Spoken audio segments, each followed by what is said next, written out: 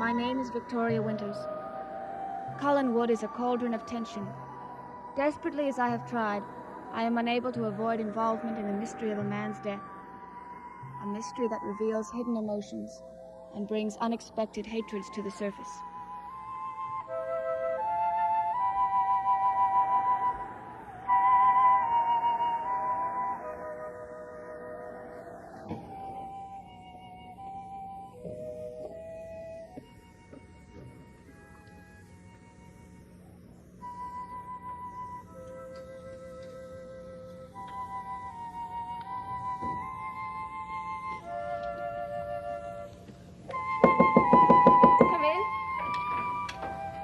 Carolyn. I'm just going to take the hem up on this dress. You want to help me? I don't think you need any help. Oh, I'm not all that good. Back in the foundling home. Look, I'm sick and tired of hearing the stories about the foundling home. Little orphan Annie does pretty well for herself. Hey, what's hit you? That's a pretty dress, Vicky. You planning on wearing it for a big date tonight? No. I've been meaning to take up the hem for a long time. I just never got around to it. Now I decided that today I might as well. I'll bet you did. What is this? You are really something, you know that? Walking around here with that innocent smile and sweet stare. Poor little Vicky Winters who only wants to do the right thing. Well, I've just about had it with you. Listen, I think you just better tell me what you're talking about. Why don't you go home, Vicky? Why don't you pack your bags and go back to that precious foundling home?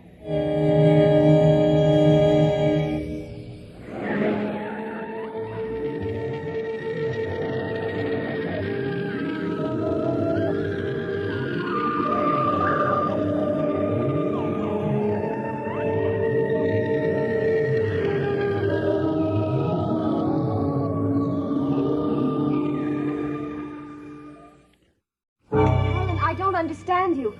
What have I done? What has she done, she says? You think nothing's been happening around here. Well, for your information, Miss Winters, a good friend of our family has just died, and someone has been going around town practically accusing my uncle of having murdered him. Oh. That's right, Vicky. Oh. The other night, Bert Devlin came up to this house and stuck knives into my Uncle Roger. And don't tell me you didn't know about it because I heard you were there. Yes, helping him, giving him an alibi. Oh, sure. That was that night. And then suddenly you switch. You decide to play the other side of the fence. That isn't true. Whose side are you on anyway, Vicky? Nobody's. I'm just trying to do my job, that's all. Don't play innocent with me. Not 10 minutes ago, I looked out my window and saw you and Bert Devlin driving up to this house. I saw him in town. He insisted on driving me home. You knew, didn't you, that my mother didn't want him up here anymore? Or my uncle? I tried to talk him out of it. What were you doing talking to him at all? Vicky, you were hired to give my little nephew his school lessons, not to play footsie with the man who wants to put my uncle in prison. Listen, I've had enough of this. What's the big plan for tonight, Vicky? Dinner? A few dances? A little more talk? I think you better leave. You and Bert Devlin. I never would have believed it. There is nothing to believe. Can't you understand that? What did you talk about, Vicky? The price of sardines? Or maybe it was me. Maybe you both had a big laugh over what a silly kid I am. You're being ridiculous. I suppose he told you I was chasing after him. Well, I'm not. You can have him, Vicky, with my blessing. But I think you ought to have the decency to quit your job and leave. Carolyn, you're talking absolute nonsense. Bert Devlin means nothing to me. He drove you home, didn't he? Why are you angry, Carolyn? Because I brought him to the house? Or because he drove me home? You're talking in riddles. For the past 5 minutes, you've been ranting and raving. Not because I met an enemy of your family, but because I met Bert Devlin. Oh, you think I'm jealous? Is that it? Well, I hope you're not. Because you know you're right about him. He can be very dangerous to your family. Oh, I get it. Now comes the big speech telling me to stay away from him and leave the field clear for you. No, not that speech. Just one question. A question you asked me just a little while ago. Whose side are you on?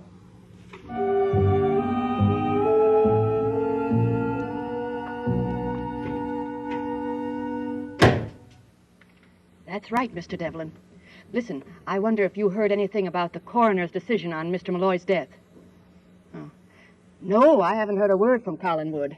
I guess they decided they don't want a housekeeper up there. Oh, of course I'll let you know. We're in this together, aren't we? That's right. Goodbye.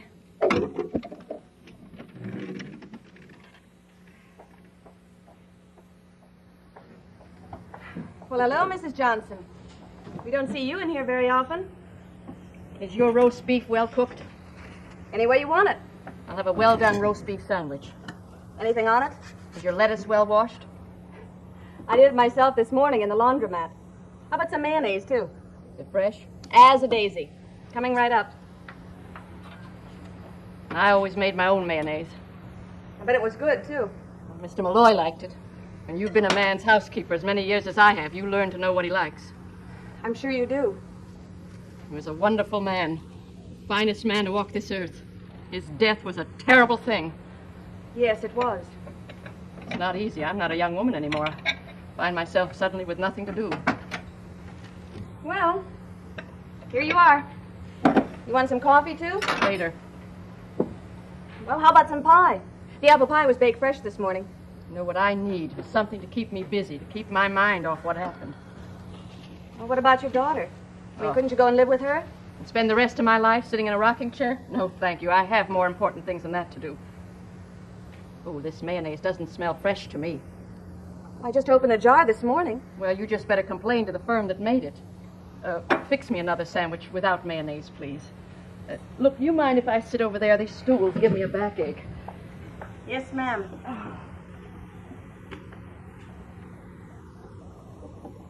I'm sorry to make you fix that sandwich again, but I have no desire to get sick. Not while evil walks the streets of this town. Yes, ma'am.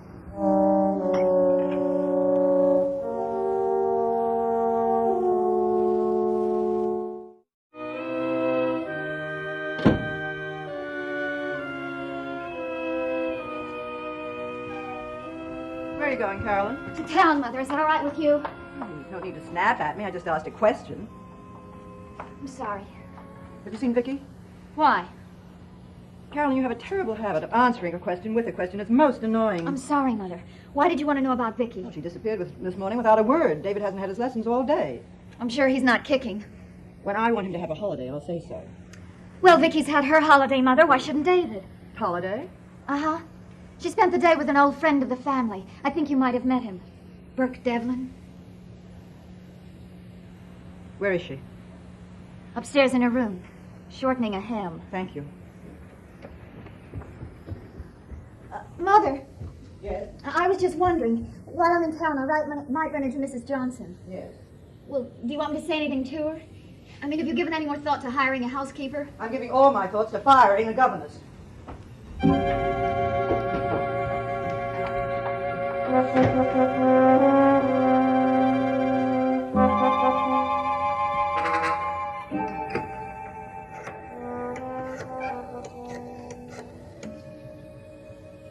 Hello. I'd like Mr. Devlin's room, please. Oh. Well, do you have any idea when he'll be back? I see. No message. Thank you.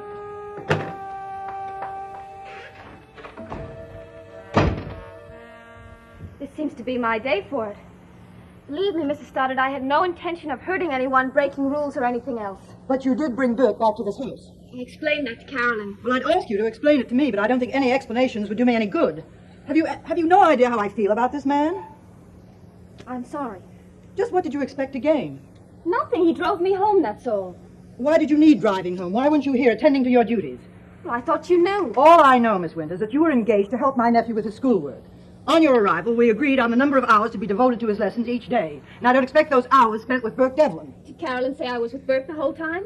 What you do with your time is none of my business, really, unless it conflicts with David's schoolwork. You were supposed to have been told. By whom, Burke Devlin? No, Mr. Collins. He said he was going to call you and tell you where I was. Well, where were you? This morning he asked me to visit the cannery with him.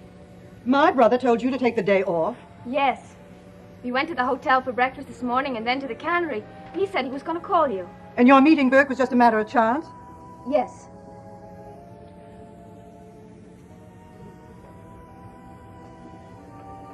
All right, Miss Winters. But in future, please check with me before going off on a school day. I would have, but Mr. Collins said he was going to.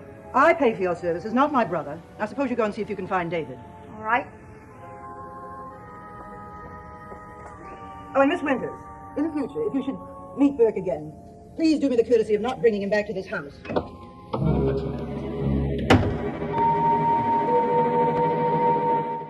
You are. Thanks. You Enjoy the pie? Oh, sit down here with me for a minute, please. Well, I can't really, Mrs. Johnson. I've got loads of cleaning up to do. Oh, come on. There's no one else in here. Just for a minute, please. Okay. You know, it's a funny thing. I've been eating my lunches alone for years, and there's just such an emptiness about it all of a sudden. It's a terrible thing being lonely. You're young. You haven't spent years knowing that a man was coming home to supper, trying to fix what he likes, thinking up ways to make him smile. I guess in a lot of ways, being a housekeeper for one man for so many years is almost like being a wife. We never shared the same bed. Now, I didn't have his name or wear his ring, but I was as close to Mr. Malloy as anyone could have been. He should have lived another 30 years. You've just got to accept it, Mrs. Johnson. Unfortunate accidents do happen. Oh, accidents, if it's an accident. Well, but there's no sense in Mr. Malloy simply falling in the water and drowning. There's no sense to a lot of things. But there's answers to some. You just read your Bible. An eye for an eye. Now, Mr. Malloy died of violence, and some people are going to pay for that. Like who? Whose eye are you after, Mrs. Johnson? Oh, I'm not after anyone. I'm just a bitter old woman, unaccustomed to loneliness. Oh, excuse me, I've got a customer. Oh, Carolyn, I was wondering when you'd be dropping by. I didn't think it would be such an occasion. Well, why don't you come over to the counter and try some of our fresh baked apple pie?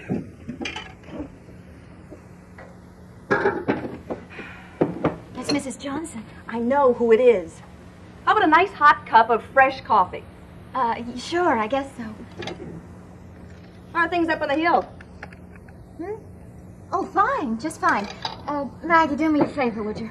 Bring the coffee and a piece of your pie over to Mrs. Johnson's table. Hello, Mrs. Johnson. Oh. May I join you? Well, of course, dear. How are you and your mother? Well enough. I wanted to tell you how sorry I am about Mr. Malloy. Thank you. You're a good girl, Carolyn. Mr. Malloy was always very fond of you. I was fond of him. That's why I'd like to do something for you. Oh, what might that be? Here we are. Thanks, Maggie. Say, you haven't seen Bert Devlin around today, have you? Uh-oh. But I just got here a little while ago. Sorry. That's all right. I'll catch him later. Oh, are you and Mr. Devlin friendly? I don't know exactly what we are. He's a strange man. Oh, well, I wouldn't know. I haven't seen him or spoken to him since he's come back to Collinsport. Oh?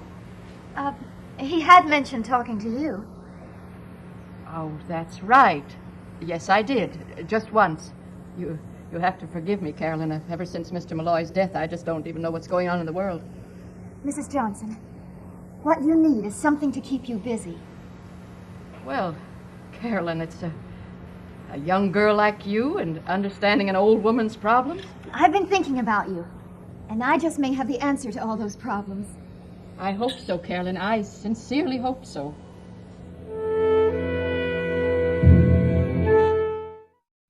It just seemed like a perfect idea to me, Mrs. Johnson.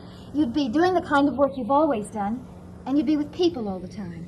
Well, have you spoken to your mother about this? Yes, but then I thought maybe I might have taken too much for granted. I mean, I never even bothered to ask if you'd be interested. Well, I suppose it would be what Mr. Malloy would have liked. I know, it seems like a very big house, but most of the rooms have been closed off. And there aren't too many people, just my mother and me and Uncle Roger and his son, and Vicki Winters. That's David's governess. Sounds like a lot, doesn't it? Well, what did your mother say? Well, she hasn't really made up her mind yet. I mean, until Vicki Winters came up there, we never had anyone except the family living in the house.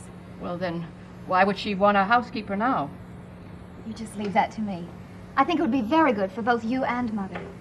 If you want the job. Oh, I do. I certainly do. And you tell your mother that. Wonderful. If she offers me the job, I'll be delighted to accept. Oh, she will, if I have anything to say about it. Well, I better leave before I burst into tears. Thank you. Bless you for being so thoughtful. Is everything all right here, folks? Yes, the pie was delicious. This young lady made me feel good. Here you are, and here is a dime for you. Thank you. Goodbye, and bless you again, Carolyn. Don't worry. You'll hear from my mother. We're going to have a housekeeper up at Collinwood. Her?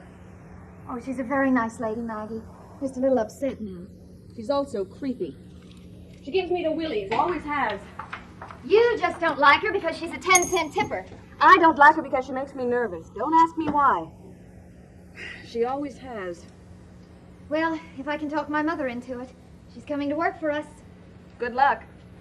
Just remind yourself of one little question. What question? Whose eye is she after?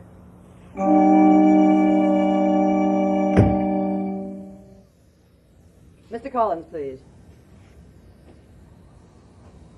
Roger, did you tell Vicky she could skip David's lessons today? Well, don't you think I should have been told? I see. Well, you put me in a very embarrassing position. I said a great many things that...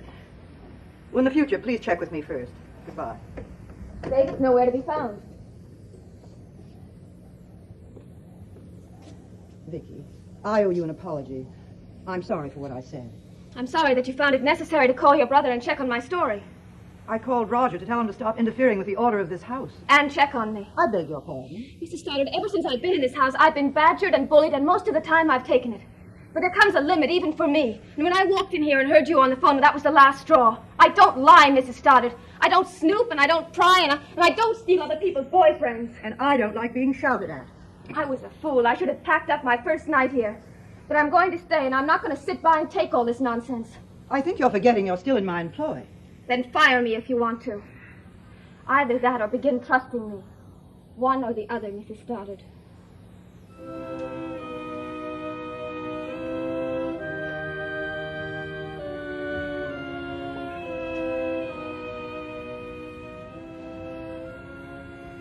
I'm sorry, but it's the only way I can live here. I know. And I'm truly sorry. Will you forgive me? You'll forgive me for shouting at you. Oh, Vicky, Vicky, I don't think you know how fond of you I've become. I know it's lonely and difficult for you here. I haven't had much chance to be lonely. When I wrote and asked you to come, I had no idea there'd be so many difficulties, so many pressures. I'm sure they won't last forever. I hope not. Sometimes I feel as if I were buried here, as though there were no outside world at all. Oh, there is, Mrs. Stoddard. Maybe I should bring some of it here to Collinwood. For you and Carolyn. Vicky, Carolyn's been talking to me about getting a housekeeper. I think that would be a wonderful idea. Yes, I know, but it'd be so difficult. It would be me, only the family has been here for years. The housekeeper would be such a help to you. Yes. Maybe I could be of some help to her. Mr. Devlin, this is Sarah Johnson. I just spoke to Carolyn Stoddard. Yes. Uh-huh. I think it's going to work out. Yes, Mr. Devlin. Bye.